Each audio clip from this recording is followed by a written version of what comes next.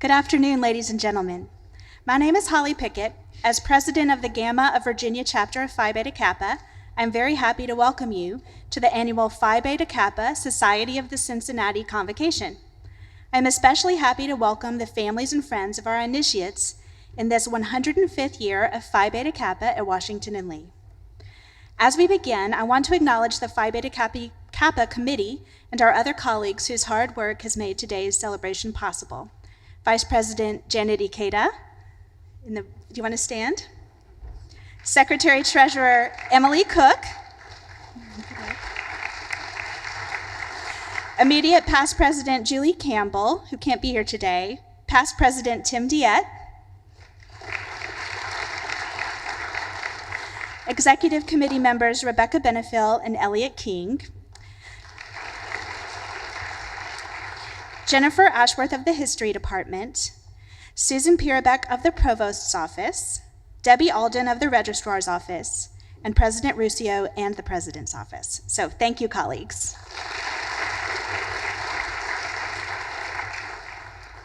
One of the most important events of our school year, this occasion brings us together to honor those who have truly excelled in their pursuit of knowledge, as evidenced by their exceptional academic records.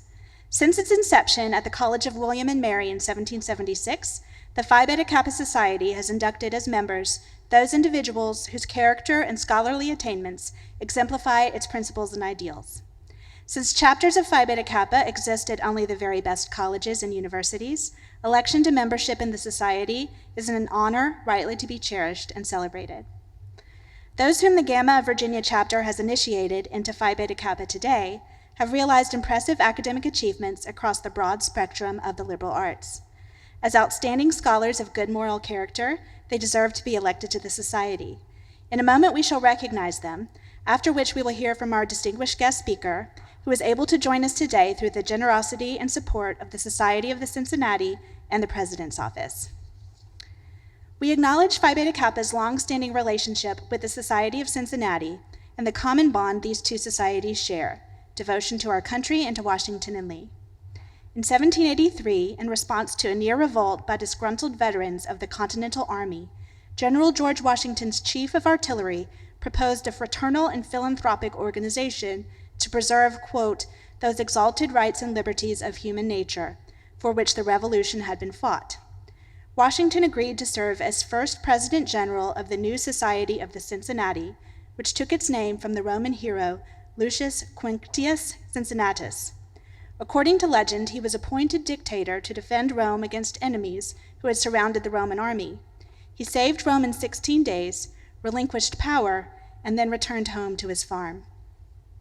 Among the early members of the society were 6 men who had attended our predecessor, Liberty Hall Academy, or one of its earlier incarnations, and several vigorous advocates of the young school, including General Washington himself and the celebrated Revolutionary War hero, Light Horse Harry Lee, who would become the father of Robert E. Lee.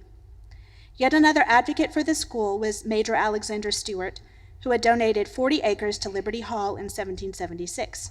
He had fought bravely during the Revolution and was captured at the Battle of Guilford Courthouse in North Carolina. At the same battle was his son, Archibald Stewart, an alumnus of another of our predecessors, Augusta Academy, who became president of the Phi Beta Kappa chapter at William and Mary, and who carried the society's seal into battle with him. In 1802, the Society of the Cincinnati ceded its treasury of approximately $25,000 to Washington College. That gift, as well as bequests from Washington and Jockey John Robinson, constituted the school's entire endowment at the time. The gift from the Society of the Cincinnati continues to support both this convocation and an endowed chair of mathematics. With the Society's gift also came some stipulations that the university continues to honor.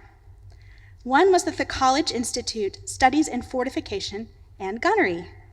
Sure enough, as those of you who have attended this convocation before may recall, such a course is still offered by the mathematics department. The course is called Military Engineering. It carries no credit and has no course number, but a recent course catalog indicates that, quote, for qualified students who may request it, a course in fortifications, gunnery, and ballistics will be offered. It's good to remember, students. It is fitting that the Society of the Cincinnati's generosity to the university and its support, past and present, for our liberal arts mission are linked with today's celebration of our outstanding young scholars.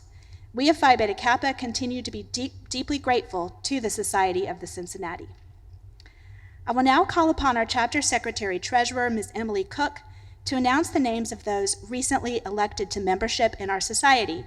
Ms. Cook will also bring to your attention some noteworthy scholarly attainments of other students. Ms. Cook.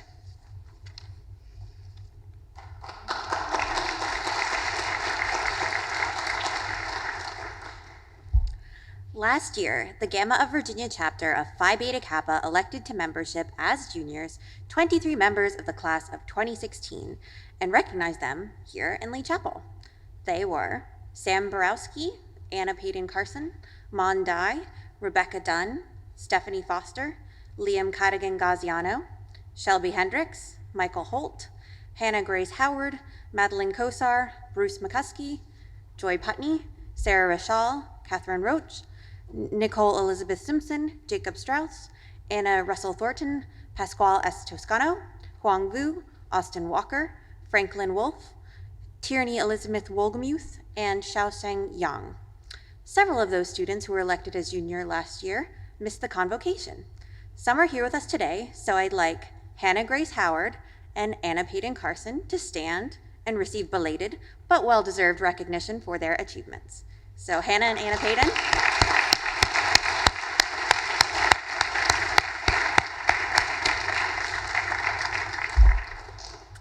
And now for this year's initiates.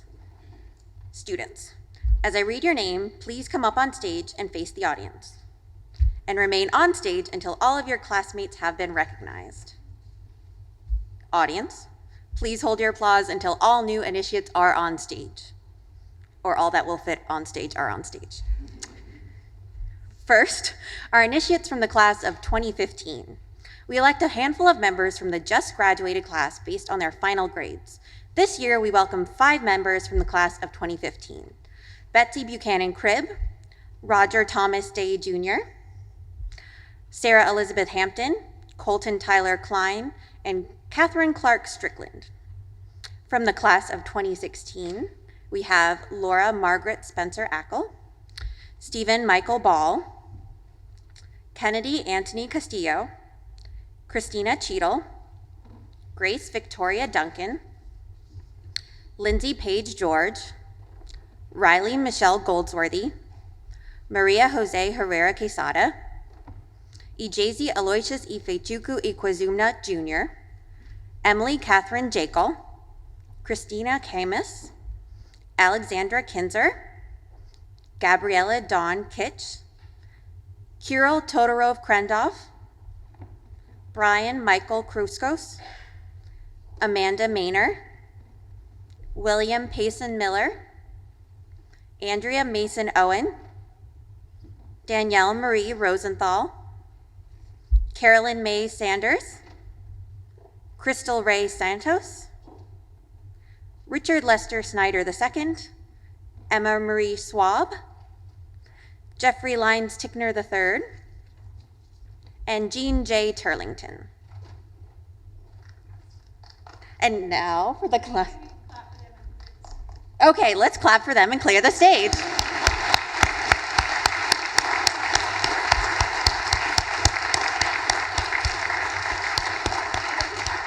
That's true. Or, according to our president, Holly Pickett, you can back up. Thank you. And now for the members of the class of 2017.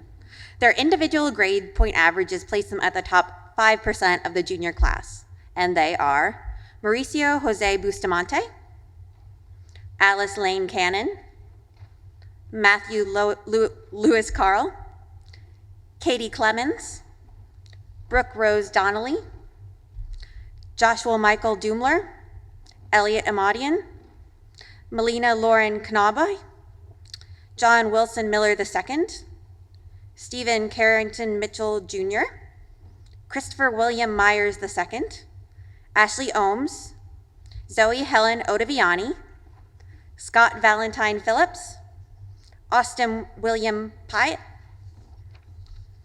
Jacob Stewart Roberts, Zachary Santangelo, Kristen Angel Sharman, Elizabeth Stanton, Paget Ayers Sutherland, Zachary Joseph Taylor, Jenny J. Wang, and Jamie Lane White.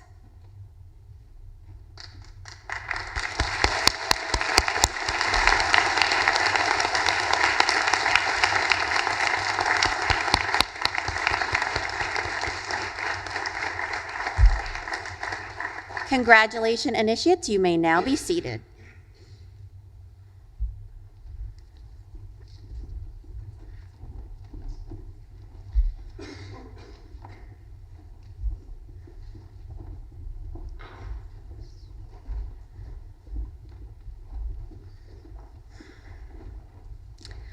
I also have the pleasure of announcing the winners of several other awards.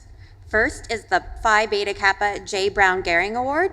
We present it to the sophomore or sophomores who achieved the highest academic average during his or her four terms at Washington and Lee. The award is named for a man who truly exemplifies Phi Beta Kappa at Washington and Lee, Professor J. Brown Goering.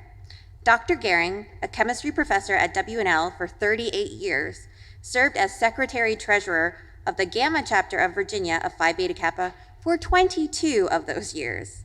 Dr. Goering, please stand if you are here. Well, thank you, Dr. Goering.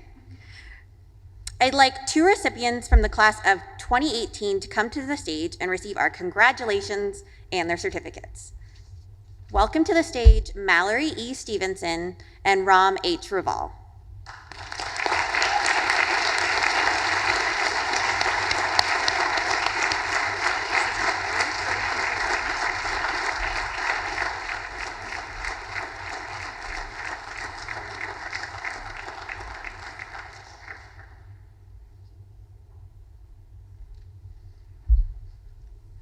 Next is the Edward Lee Penny Prize. The Student Affairs Committee gives it to an undergraduate or undergraduates who, in the words of the prize, demonstrate extraordinary commitment both to personal scholarship and to the nurturing of intellectual life at Washington and Lee. I'd like them to stand and receive our congratulations. Matthew Carl and Pasquale S. Toscano.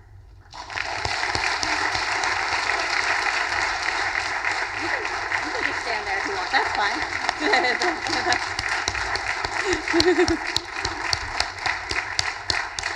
Congratulations, Matthew and Pasquale. We would also like to recognize several other recent recipients of fellowships, and I invite them to stand if they are here, and you can stand in your seat if you'd like. In the inaugural class of Schwartzman Scholars is Blaise Bouma. Congratulations, Blaise. Kiki Spiezzo has received a Public Policy and International Affairs Fellowship. Congratulations, Kiki. There's Kiki in the back.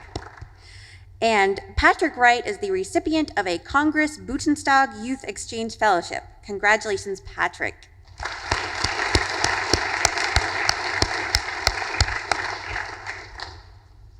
And now I return the podium to Professor Holly Pickett, President of the Washington and Lee chapter of Phi Beta Kappa. President Pickett. Thank you, Emily. I would like to share just a few observations with our newest members. Washington and Lee enjoys a national reputation for academic excellence. Assurance that this reputation will endure depends both on those who teach and on those who study here, for it is by our work's quality that the university will continue to be measured. You, the new members of Phi Beta Kappa, do well to understand the honor and responsibility that are now yours. It has been and will continue to be our privilege to know you and to instruct you.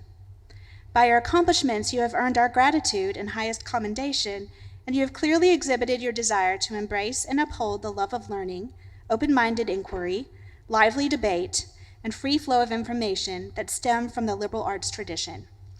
I challenge you to keep these qualities in mind throughout your life as you represent Washington and Lee around the country and the world. Be an ambassador of both Phi Beta Kappa and WNL by encouraging others to engage in that open-minded inquiry that is the hallmark of a liberal arts education, that is the hallmark of a Washington and Lee education. I now have the pleasure of introducing our Convocation speaker, Professor Ayanna Thompson. When we select our Convocation speaker each year, we look for people who embody Phi Beta Kappa's motto, "Love of learning is the guide of life." In 2016, we are also commemorating the 400th anniversary of Shakespeare's death. With these criteria in mind, I can think of no more fitting speaker than Ayanna Thompson, whose work has helped scholars, students, teachers, theater directors, and activists think about what does and could Shakespeare mean today, in 2016, in America. Ayanna Thompson is a professor of English at George Washington University, and a trustee of the Shakespeare Association of America. She received her bachelor's degree from Columbia University, where she was elected a member of Phi Beta Kappa. She received a prestigious Marshall Scholarship to study at the University of Sussex in England for her master's degree. She then went to Harvard, where she received her PhD in English. She previously taught and served in administration at Arizona State University before making the move to George Washington University. Professor Thompson is the author of several books and many articles. Her 2008 book, Performing Race and Torture on the Early Modern Stage, analyzed the construction of racial identity on stage in Restoration drama. Her 2006 edited volume, Colorblind Shakespeare, examines a widespread practice in Shakespeare productions today, non-traditional casting, in which actors of color are cast in roles originally imagined for white actors. In the 2010 volume, Wayward Macbeth, Intersections of Race and Performance, Thompson and her collaborators examine the ways that Macbeth has been adapted and appropriated into American debates about racial identity from the Civil War to the present. In 2011's Passing Strange, Shakespeare, Race, and Contemporary America, Thompson grapples with two huge topics, Shakespeare and race, and where they converge today. She powerfully calls into question the repeated claims to Shakespeare's universality, revealing the ways that universal is often a coded way of saying white and Western. She fearlessly reminds us that race is the giant elephant in the room in America today, in Shakespeare studies today, in liberal arts education today. And she does so with insight and wit and vivacity. So I was especially pleased to note her two most recent book publications. Her new introduction to Othello and the Ardent Shakespeare will be out in several weeks, and I have my copy on pre-order. And finally, her recently co-authored Arden volume, Teaching Shakespeare with Purpose, a student-centered approach, which is full of wonderful lesson plans for both high school teachers and college professors, and from which I will be gleefully borrowing in future courses. I am sure you can see why I'm so pleased that Professor Thompson generously accepted our invitation to be the 2016 Phi Beta Kappa Society of Cincinnati Convocation speaker. Professor Thompson's address today is entitled Commencing with Shakespeare. Please join me in welcoming Professor Thompson.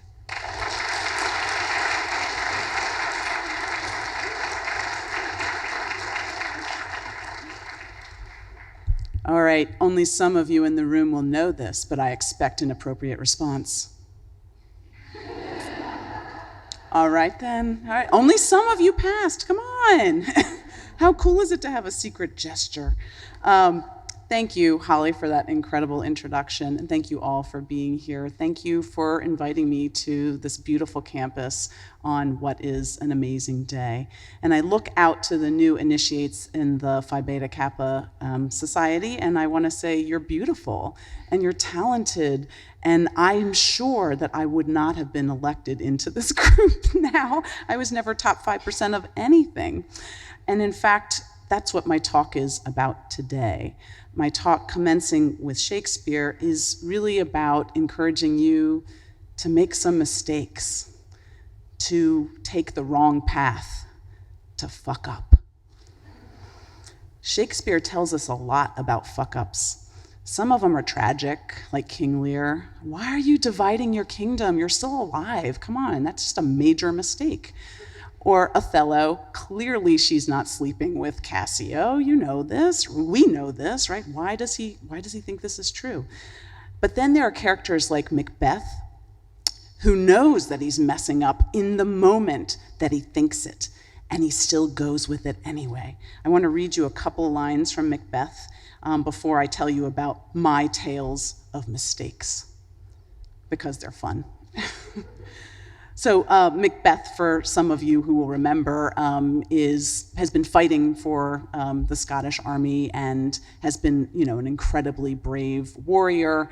He is coming back from battle after literally cutting someone from the nave to the chops, right? So slicing someone in half, and he's done this all for Duncan, and he's greeted by witches who basically say that eventually he's going to be king. So he hears this, and he says, this supernatural soliciting, but this is in the third scene of the play, so we're not even talking way in. This is the right away. This supernatural soliciting cannot be ill, cannot be good. If ill, why hath it given me a earnest of success commencing in a truth? I am Thane of Cawdor. If good, why do I yield to that suggestion whose horrid image doth unfix my hair and make my seated heart knock at my ribs against the use of nature?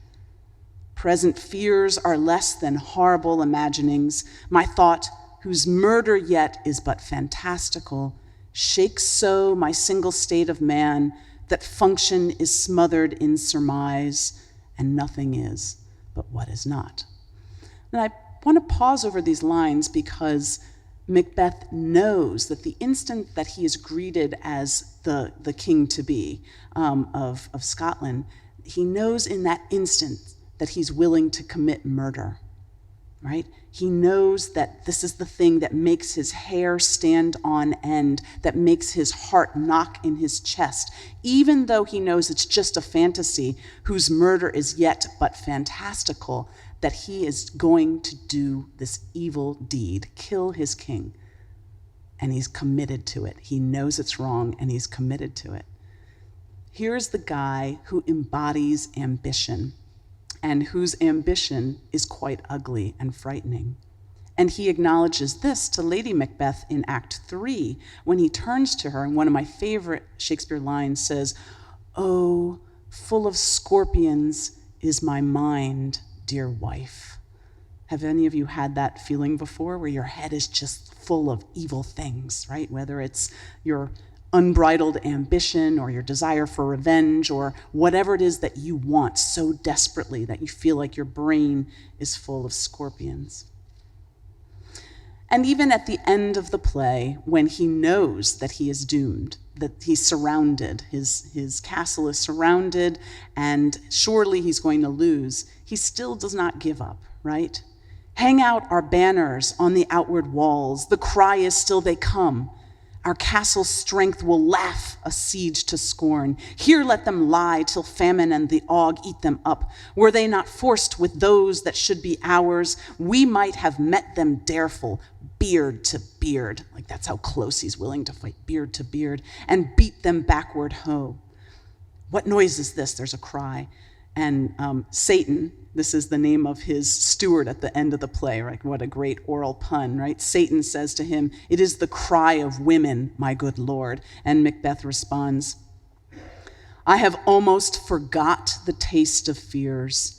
The time has been my senses would have cooled to hear a night shriek, and my fell of hair would at a dismal treatise rouse and stir as life were in it. I have supped full with horrors. Direness, familiar to my slaughterous thoughts, cannot once start me." Right? Here is someone who is no longer fearful of anything.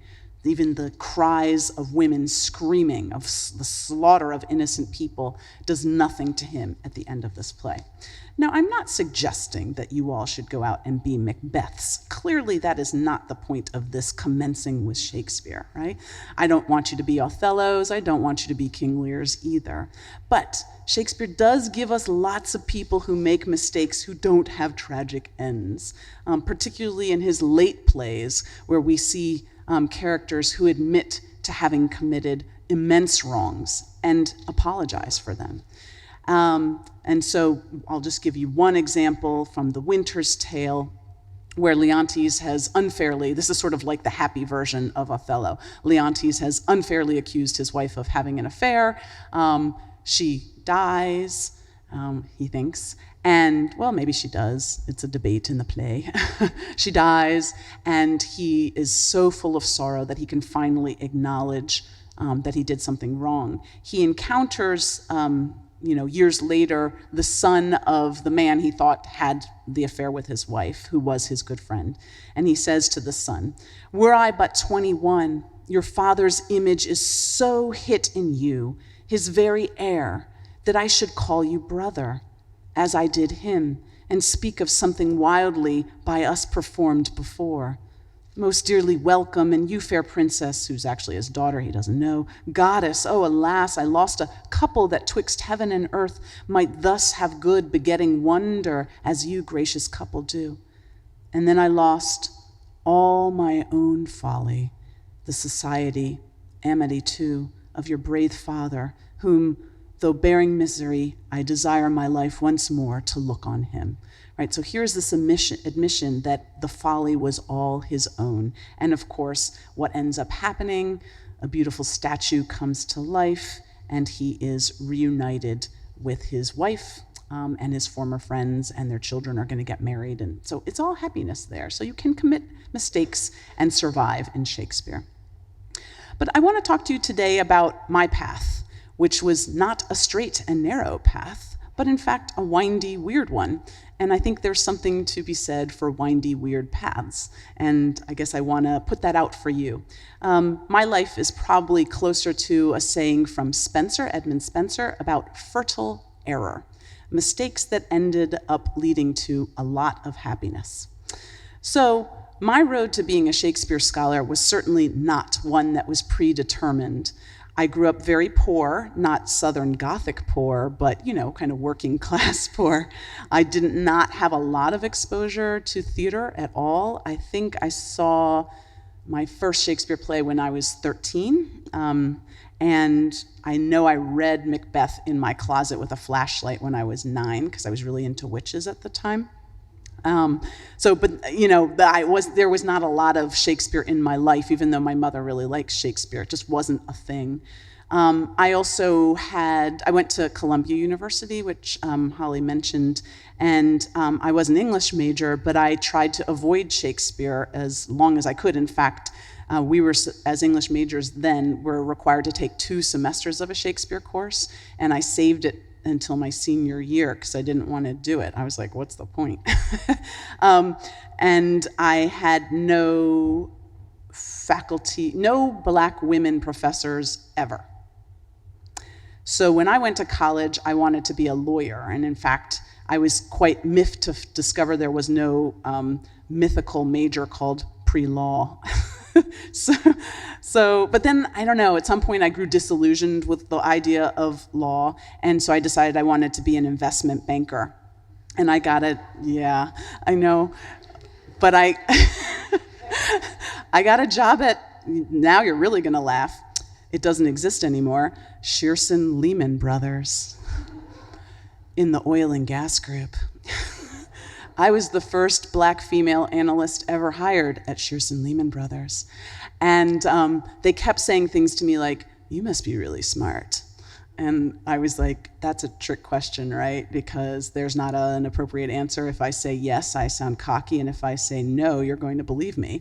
So, and then they would say things like, "You want to join our basketball team?" Like, no. While I learned some things at Shearson Lehman Brothers, it quickly became clear that this was not going to be the path for me. I did not think it was intellectually challenging, and I was reading novels under my keyboard most of the day, trying to just pass the time because you had to put in a thing called FaceTime. And so finally, I called my mother, who was so proud that I got this job and I was making a lot of money, and she was like, "Finally, a success in the family." So I called my mother and I said, "Mom, are you sitting down?" And she said, "Yeah, what?" And I said, I'm going to quit this job and I'm going to get a PhD in English." And I heard her start crying and I was like, oh God. And she said, "Ayanna, I've never been more proud of you."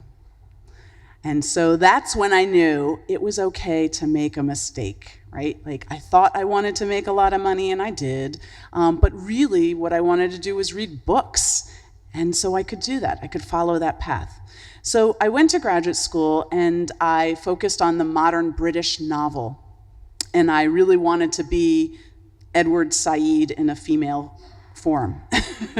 And I was interested in racial formations and the ways that empires dealt with race and encounter narratives. And I realized that the questions that I was asking about the texts couldn't be answered in that time period. So I went to England on my Marshall Scholarship, and I did a project on the modern British novel. Then I ended up at Harvard for my PhD, and I'm still focusing on the modern British novel ostensibly.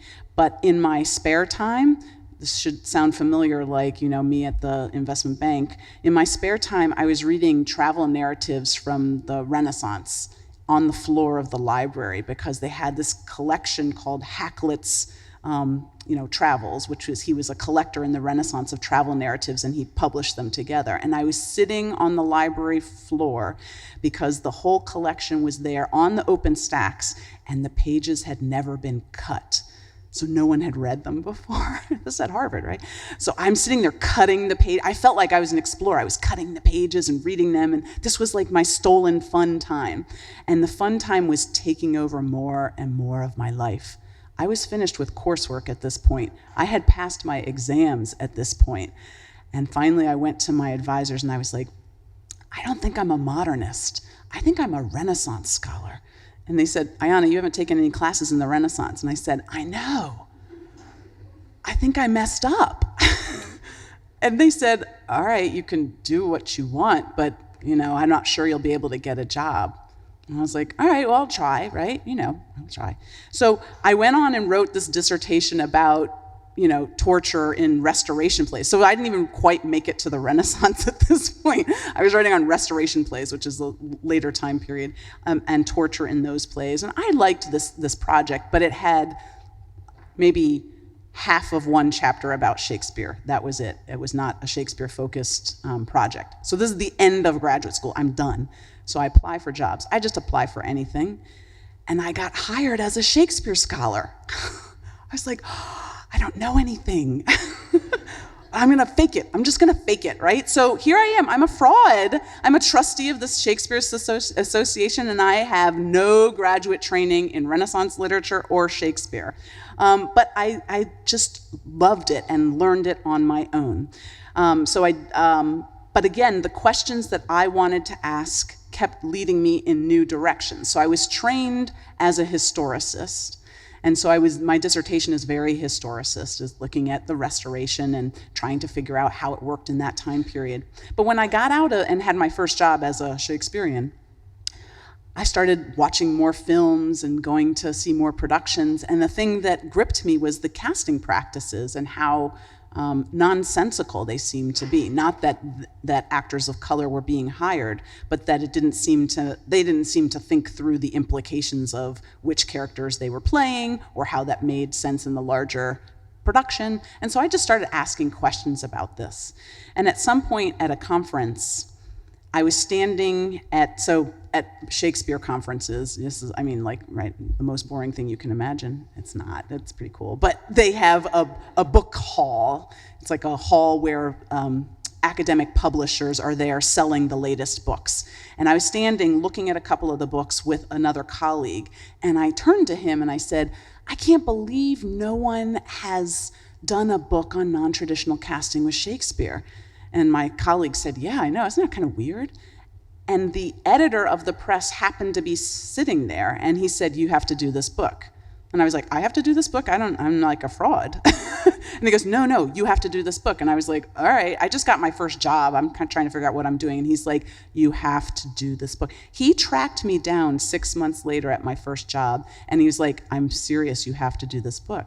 So I did it, right? Like, what an accident was this? It was just about the questions that I was asking.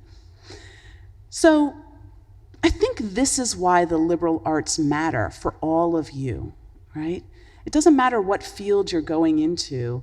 Allow yourself to ask questions and allow yourselves to follow where those questions lead you. Even if you're an engineering student, if you find yourself asking questions about contemporary art, allow yourself to ask those questions. Find out if someone's answered them, or if you need to be the person to answer them. You don't have to feel that you're locked into one path. Mess up sometimes, take the wrong path, and then find your way to some happiness. So I'll tell you a little bit about the work that I do now. I do feel a little less like a fraud at this point in my career. I think because I've done enough reading now to cover my ass, but it's taken a while. So although I'm referred to most frequently as a Shakespeare scholar, I would call myself a performance race scholar. My work explores the development and cultural legacies of racial constructions in 17th century England, but because of the interest that I have in the contemporary moment in 21st century America, I also look at the way those constructions have impacted where we are today. So in my two earliest books, my work moved from being historicist to being theoretically and practically focused. So I moved from asking questions about the 17th century to then asking questions about the late 20th century. And then in Passing Strange, one of my more recent books, I examined the ways that Shakespeare and race have been and should be constructed in popular American culture. And this book really asked, how is Shakespeare's universalism constructed within explicit discussions and debates about racial identity? So these books have been pretty well received, and one thing that happened that I was not prepared for was that they started having practical implications, not just for how I taught Shakespeare, but for actual productions that were being mounted. So in 2008, I was contacted by the experimental director Peter Sellers, who was doing a production of Othello in New York. And he said, yeah, your work has really influenced my thoughts on this production. I'd like you to come and give a couple talks. I was feeling pretty self-satisfied at that point. And I went and saw the production, and I was like, oh no.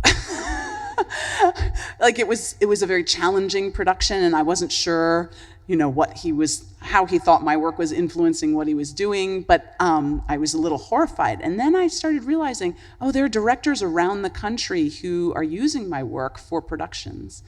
And so then I had to think, I've got to develop a voice where I can speak to these people in a more clear fashion so that they're not reading the jargon with which you would speak to other specialists in an English department. So that has also impacted the way that I write now, that I'm much more practically focused and clear for practitioners. But again, it felt like a wrong turn, but it's been incredibly rewarding now. But I keep encountering questions that others haven't asked, and this is where I feel most excited in my life, right? And this is what all the fertile error that I've done in the past has led me to now. So let me end this talk with a few comments about some happy rule breakers in Shakespeare, because I think they can help you mess up too, right? So if we think about Midsummer Night's Dream, Hermia is told by her father that she must marry a man, and instead she loves someone else. And she runs off into the woods with her love and gets to marry him in the end. So we see that Shakespeare is really interested in women or young women who can break from the rules, and some of them cross-dress, like Rosalind in As You Like It, or Imogen in Cymbeline, and the results are not tragic at all. In fact, they're quite liberating. They're folded back into their families, and in some of the plays, we even get moments of immense empathy. And I think I'd like to end there, because my mother, when she responded that she had never been more proud in her life when I told her that I was giving up money to lose money, she was exhibiting empathy. And I think that's where I'd like us to end. So with The Tempest. Prospero, who I think is a jerk, I know some people love him, but I think he's kind of jerky. But by the end of the play, this whole play is sort of an, enactment of revenge. He wants to get back at his brother and some other people for usurping his power and shoving him off in a boat with his young daughter. But he survives miraculously with the aids of his magical books, and he's sort of become, magical figure on this island, controlling some spirits and even a native Caliban. But Ariel, one of the spirits who's been helping him enact this revenge, has just told him that everyone has been gathered together and they feel like they're going to die, right? The king, his brother, and yours abide, all three distracted, and the remainder mourning over them, brimful of sorrow and dismay, but chiefly him that you termed Sir, the good Lord Gonzalo.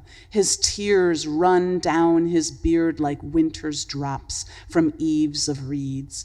Your charm so strongly worksome that if you now beheld them, your affections would become tender. And Prospero says, dost thou think so, spirit? Ariel, who is a spirit, right, says, mine would, sir, were I human, right? I would feel empathy were I human. Prospero has not felt any empathy at all, and he sees this and mirrors back, and mine shall. Hast thou, which are but air, a touch, a feeling of their affections, and shall not myself, one of their kind, that relish all as sharply passion as they, be kindlier moved than thou art? Though with their high wrongs I am struck to the quick, yet with my nobler reason against my fury do I take part. The rarer action is in virtue than in vengeance. They being penitent, the sole drift of my purpose doth extend not a frown further. Go release them, Ariel. My charms I'll break, their senses I'll restore, and they shall be themselves. So as you enter into the Phi Beta Kappa Society and you remember your secret, handshakes and signals, think about empathy. Think about taking the wrong path. Think about forgiving yourself and others when you make a mistake. Think about being bold. Be bold. Be not too bold. I'm using more Spencer than Shakespeare today. And enjoy your lives. Congratulations. You're beautiful, talented, and I look forward to seeing what you accomplish in the future. Thank you very much.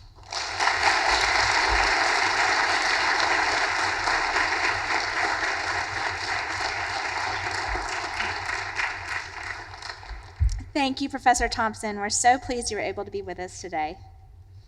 Congratulations to the new initiates, and thank you to everyone for helping us honor them. And we invite everyone to join us for a reception in Hotchkiss Alumni House immediately following the convocation. So after we congratulate our initiates one last time, we will be concluded. Thank you.